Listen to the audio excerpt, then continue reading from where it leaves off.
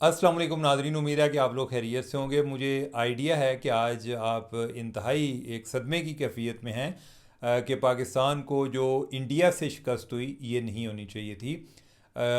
India जो है वो हमें एक मैदान जंग में नहीं हरा पाया, तो इंडिया के पास यही मौका था।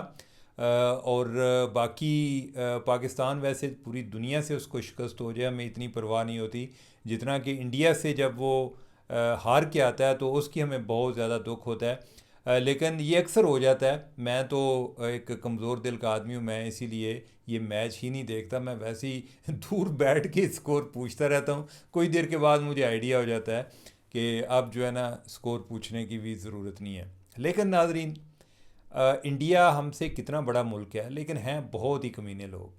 आप ज़रा अंदाज़ा लगाएं कि उन्होंने उधर हैंडशेक करना बर्दाश्त नहीं किया। जो जंग है, जो जंग में लगे हुए ज़ख्म हैं, वो अभी तक उनको पाकिस्तान नहीं भूल पा रहा। और वो जो खेल के मैदान में भी उन्हीं यादों के साथ एंटर हुए, और उन्हें लगा कि पाकिस्तान को हम मैदान जंग में तो शिकस्त नहीं दे पाए, तो चलें जो एक खेल के मैदान में हम पाकिस्तान को शिकस्त देते हैं। और जो उन्होंने हरकत की, और जो उनके जो क्रिकेटर्स हैं वो भी जितने रेडिकलाइज हुए हुए, या पता नहीं कोई अपने लोगों से इतने डरे हुए हैं कि उनको लग रहा था कि हमने को हैंडशेक किया तो हमें जूते पड़ेंगे। तो लिहाजा, और लेकिन यह है कि उससे पहले ही जो अंपायर है उसने बता दिया था जी कि वो ना हाथ नीचे मिलाना। तो ये जो चीज़ है, और ना सिर्फ कि उस टाइम, इवन जब बाद में जीत भी गए हैं तो फिर भी उन्होंने हाथ नहीं मिलाया, और वो उधर से 9-2-11 हो गए।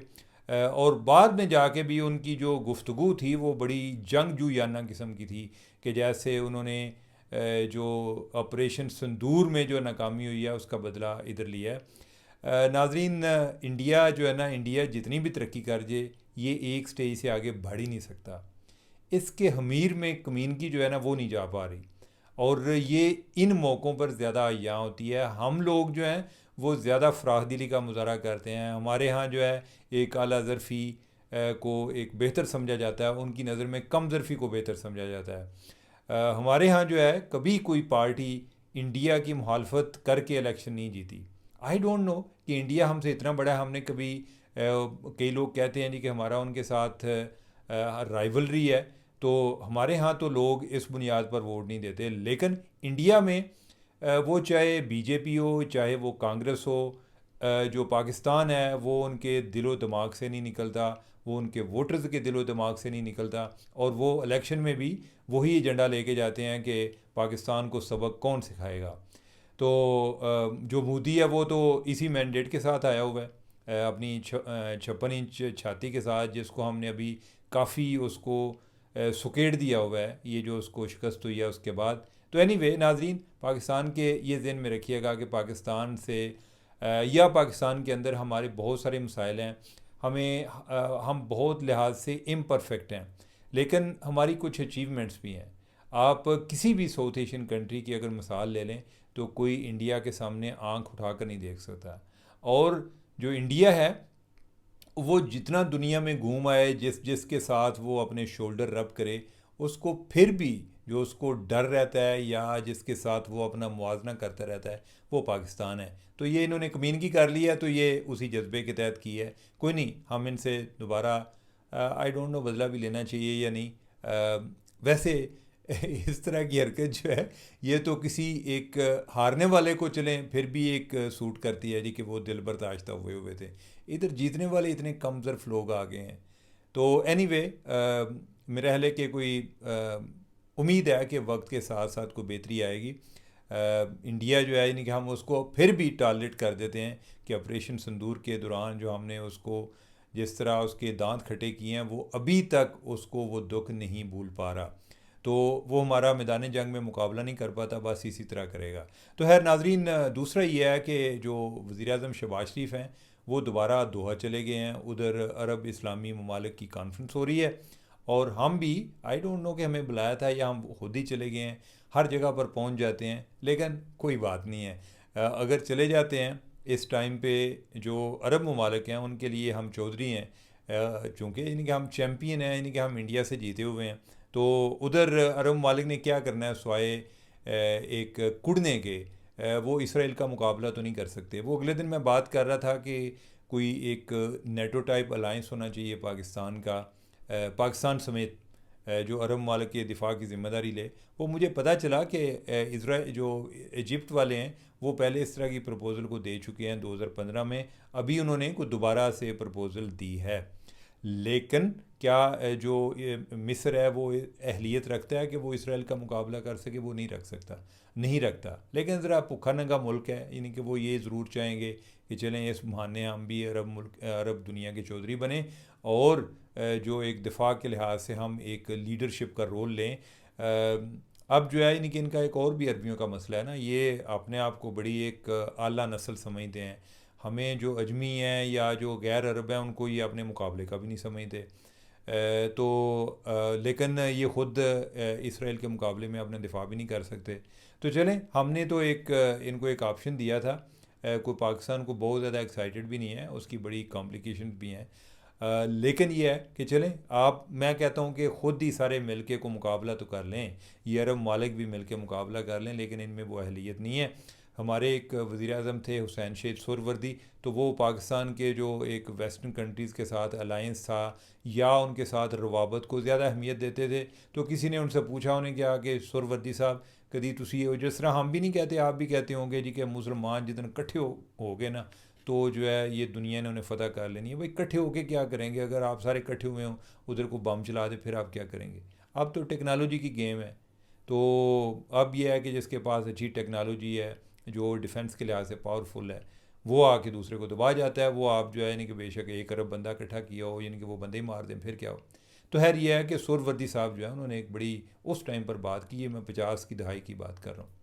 तो उन्होंने कहा कि ये जो मुसलमान ममालिक हैं ना, ये सारे सिफरें हैं, सिफर हैं।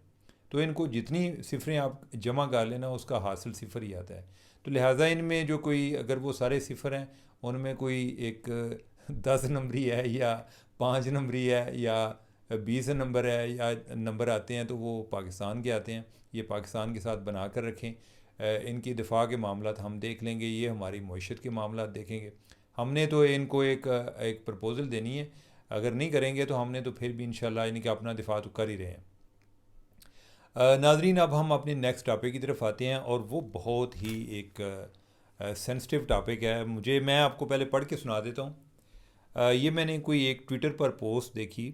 मेहरान यूनिवर्सिटी जामशुरो के साबिक वाइस चांसलर की बीवी यतीम खाने में वफ़ात पा गई। कि जो एक साबिक वाइस चांसलर हैं सैयद मुज़फ़्फ़र अली शाह, उनकी बीवी यतीम खाने में वफ़ात पा गई। एक बेटा अमेरिका से तालीम याफ्ता है, एक बेटी डॉक्टर है, और दूसरी बेटी फैसल बैंक की वाइस प्रेसिडेंट है। इनके नाम भी लिखे हुए हैं, मैं नाम बोल नहीं रहा। एक और बेटे का नाम उन्होंने लिखा हुआ है, उन्होंने कहा जी कि वो ज़मीनें और बागात संभालता है, और माँ किधर हैं? यतीम खाने में।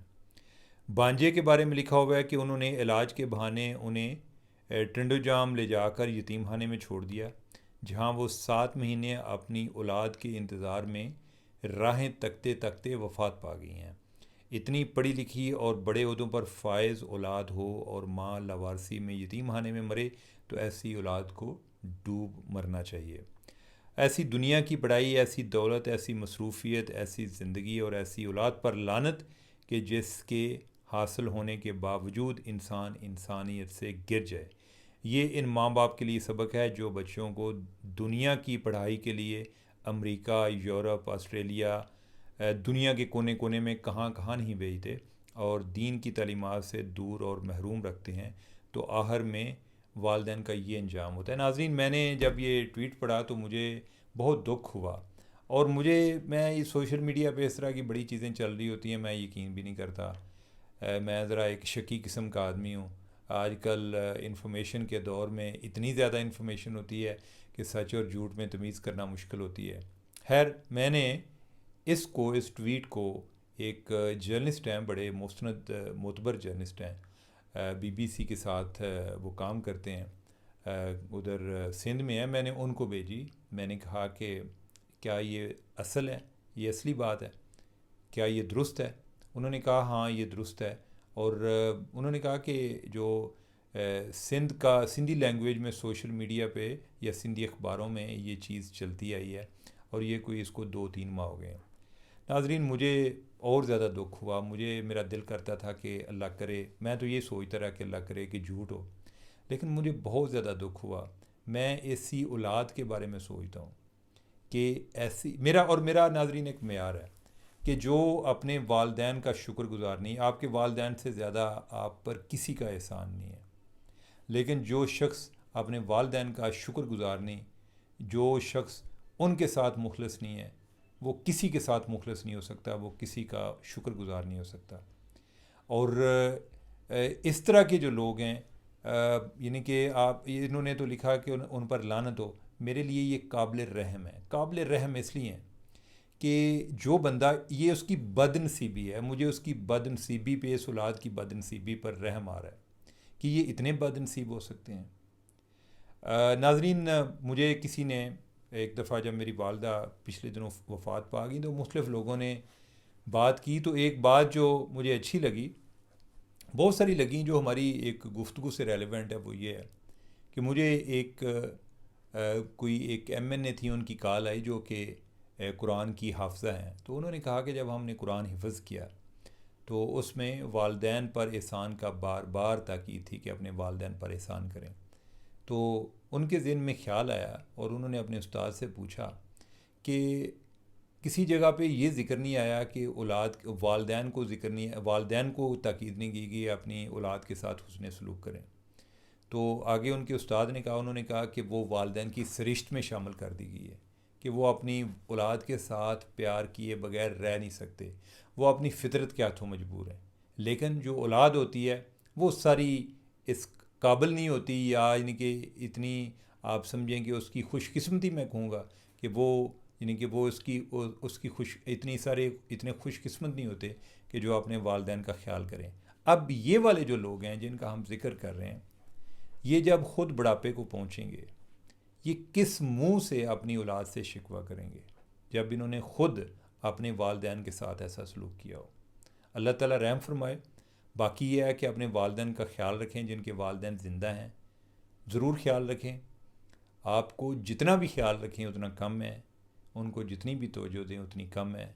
और ये जो मैं बात आपको कर रहा हूँ, इसका एहसास आपको उस वक्त होगा कि जब आपके वालदैन नहीं होंगे, फिर आपको ज़्यादा एहसास होता है।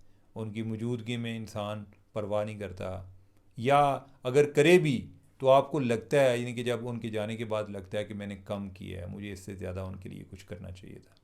तो नाजरीन, ये जो मैंने आज आपको पोस्ट पढ़ाई है, मैंने इसलिए पढ़ाई है, ये एक बड़ी, एक रोंगटे खड़े करने वाली एक ये दास्तान है। कितने बदनसीब लोग हैं, कितनी बदनसीब औलाद है, और ये देखें सारे एक जैसे हैं। अल्लाह ताला माफ़ फरमाए, अल्लाह ताला इस तरह की औलाद से भी बचाए। नाजरीन, मुझे दें इजाज़त। अल्लाह हाफ़िज़।